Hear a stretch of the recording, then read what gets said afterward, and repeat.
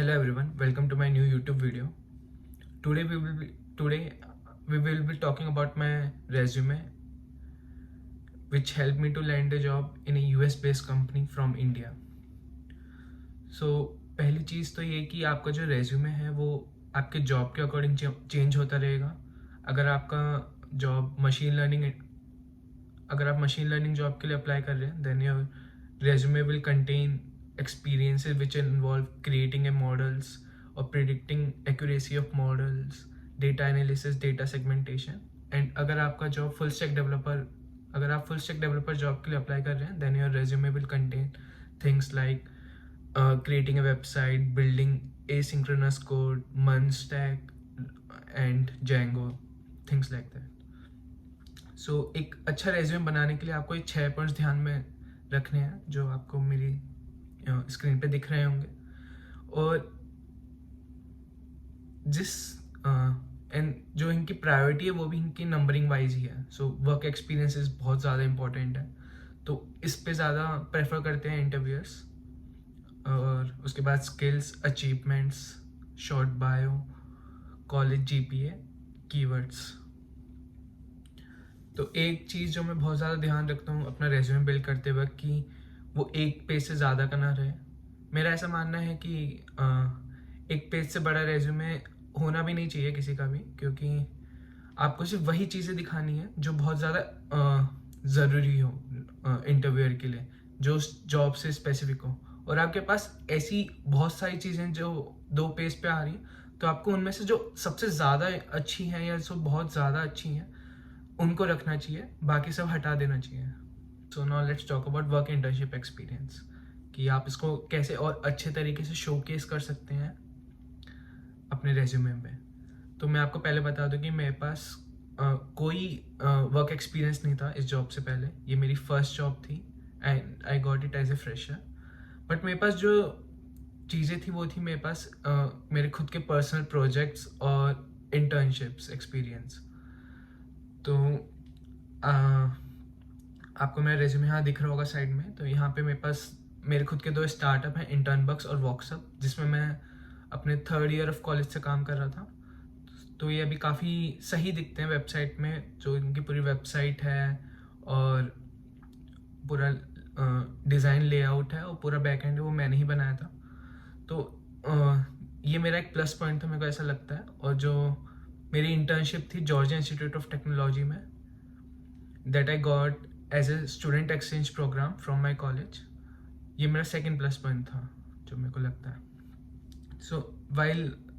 तो आपने एक्सपीरियंस तो लिस्ट कर दिए, अब आप अपनी रोल्स और रिस्पॉन्सिबिलिटीज़ कैसे लिस्ट करें कि वो ज़्यादा इफेक्टिव लगे इंटरव्यूअर को या रिक्रूटर को. तो अब बात करते हैं आप अपनी रोल्स और रिस्पॉन्सिबिलिटीज़ कैसे एक्सप्लेन कर सकते हैं अपने रेज्यूमे में. तो फर्स्ट थिंग तो है कि आप उसको पॉइंट वाइज लिखो. सेकंड है कि हर पॉइंट एक लाइन से ज़्यादा मत लिखो. तीसरा पॉइंट है कि जैसे आपने कोई कोड को ऑप्टिमाइज़ किया है, तो लिखो कि आपने कितने परसेंट से वो कोड ऑप्टिमाइज़ किया है, 25% या 50%. तो इससे इससे रिक्रूटर को पता चलेगा कि आपने अपनी जॉब को कितनी इफेक्टिवली आपको अपनी जॉब की कितनी बेटर अंडरस्टैंडिंग है और आपने कितना इफेक्टिवली वर्क किया अपनी जॉब पे. तो जैसे आप मेरे रेज्यूमे पे देख सकते हैं कि मैंने लिखा है used asynchronous infinite scroll with normalised SQL table which improve the landing page loading time by 70%. तो ऐसे आप क्लियरली एक्सप्लेन करोगे अपने पॉइंट्स को, अपने रोल्स और रिस्पॉन्सिबिलिटीज़ को, तो रेज्यूमे पे एक पॉजिटिव इम्पैक्ट आएगा कि आपको अपनी रोल्स और रिस्पॉन्सिबिलिटीज़ कि आपको अपने रोल्स अच्छे से पता है आपके रोल्स क्या हैं और आप उसको इफेक्टिवली एग्जीक्यूट भी करते हो.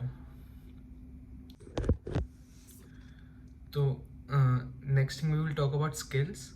सो आप ये सेक्शन जो है मेरी स्किल्स डिफाइन करता है, और कोशिश करना है कि आपने जितनी लेवल 5 स्किल्स दिखाई हैं तो उनको अपने पर्सनल प्रोजेक्ट्स में आप दिखा सको कि आपने यहाँ पे स्किल का यूज़ किया है, यहाँ पे इस प्रोजेक्ट में इस डेटा स्ट्रक्चर का यूज़ किया है, या इस प्रोजेक्ट में आपने मशीन लर्निंग का यूज़ किया. तो आपकी लेवल 5 स्किल्स आपके प्रोजेक्ट्स में शो हो, ऐसा ट्राई करना। नहीं होता है तो भी चलेगा, बट क्योंकि आप लेवल 5 स्किल्स शोकेस इसलिए कर रहे हो ताकि रिक्रूटर को बिलीव हो कि आप सही में उसमें अच्छे हो।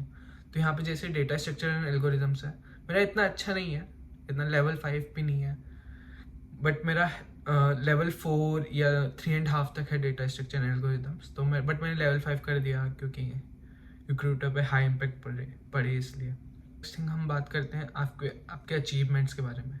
तो अचीवमेंट बहुत इंपॉर्टेंट है, ये इसमें आपके हैकाथॉन्स, कॉम्पिटिटिव कोडिंग आपने कुछ की हो, या गूगल किक स्टार्ट, ये सब आपके अचीवमेंट्स हो गए। तो जैसे आप मैं कहूँगा कि अगर आप कॉलेज में हो तो बहुत सारे हैकाथॉन्स अटेंड करो। उससे क्या रहेगा कि आपको रियल लाइफ प्रॉब्लम सॉल्व करने का मौका मिलेगा, और उसमें भी टाइम लिमिट रहती है हैकाथॉन्स में कि 2 दिन में आपको ये पूरा वेबसाइट वर्क फ्लो दिखाना है बना के। तो आप टाइम के अंदर आपकी स्किल्स इंप्रूव होगी कि कैसे आप इतने शॉर्ट अमाउंट ऑफ टाइम में इतना बड़ा मतलब एक MVP बना सकते हो एक प्रोजेक्ट का। सो MVP होता है कि मतलब एक मिनिमम वायबल प्रोडक्ट जिसको पब्लिक यूज़ कर पाए, लाइक जिसमें आप अपना डेमो दे सको। तो हैकाथॉन्स, जितने ज़्यादा हैकाथॉन्स में जाओगे उतनी आपकी कोडिंग एबिलिटी इंप्रूव होगी, टाइम मैनेजमेंट इंप्रूव होगा, नेटवर्किंग होगी जिसके थ्रू आप रेफरल्स ले सकते हो जॉब्स में या इंटर्नशिप के लिए, और आपका टाइम मैनेजमेंट बहुत अच्छा होगा। So next thing we will talk about short bio. तो बहुत सारे लोग शॉर्ट बायो नहीं रखते अपने रेज्यूमे, बट मैं रखता हूँ क्योंकि मुझे लगता है कि ये रिक्रूटर को एक आइडिया देता है कि आपके गोल क्या हैं, आप फ्यूचर में क्या अचीव करना चाहते हो, और या फ्यूचर में आपको क्या करना है। तो अगर आप मेरी बायो पढ़ोगे तो आपको पता चलेगा कि I am more into startups like building products. तो और मेरे रेज्यूमे में भी मैंने 2 स्टार्टअप्स लिख रखे हैं, इंटर्नबक्स और वॉक्सअप, जो कि मेरे हैं। तो काफ़ी सही रहता है शॉर्ट बायो लिखना according to me. Next thing, college GPA है, मेरे को लगता नहीं वो ज़्यादा फ़र्क पड़ता है उससे, बट अगर आप इंडिया में जॉब्स के लिए अप्लाई कर रहे हो तो फ़र्क पड़ता है, बट बाहर जॉब के लिए अप्लाई कर रहे हो तो ज़्यादा फ़र्क नहीं पड़ता, इसलिए मैंने सिर्फ कॉलेज लिखा है, अपनी GPA कहीं नहीं लिख रखी है। नेक्स्ट है कीवर्ड्स बहुत ज़्यादा इंपॉर्टेंट है। आजकल आपको पता होगा कि जो AI ML टेक्नोलॉजीज़ आ रही हैं, तो उनके थ्रू ही आपकी जो रेज्यूमे, जब आप अप्लाई करते हो तो रेज्यूमे की जो स्क्रीनिंग होती है वो AI ML मॉडल्स ही करते हैं। गूगल, फेसबुक, ट्विटर, स्ट्राइप, इन सब के खुद के AI ML मॉडल्स होते हैं, बट जो ये थर्ड पार्टी ऐप्स यूज़ करते हैं तो उनके खुद के अलग से होते हैं। तो ज़्यादातर बेटर रहेगा कि आप मोर कीवर्ड्स डालो। जैसे अगर आप मशीन लर्निंग जॉब्स के लिए अप्लाई कर रहे हो तो टेंसरफ्लो, RCNN, NLP मॉडल्स, ये सब इस तरीके के कीवर्ड्स डालो ताकि जो AI मॉडल्स हैं वो आपका रेज्यूमे ले पाएँ और उनको नेक्स्ट राउंड के लिए भेज पाएँ। तो उसके बाद अगर आपका फुल स्टैक डेवलपर जॉब है तो कीवर्ड्स डालो जैसे JSON, AJAX, JavaScript, HTML, CSS, web frameworks. तो ये सारे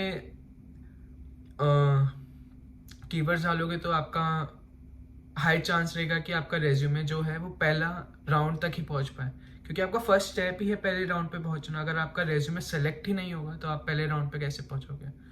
तो try to include more keywords in your resume which you think AI and ML can predict, which according to your job. तो ये था, और मैं बताना चाहूँगा कि ये जो मेरा रेज्यूमे है ये गूगल के अंदर भी सिलेक्ट हुआ था 2019 में, but I was rejected in the last round of Google. So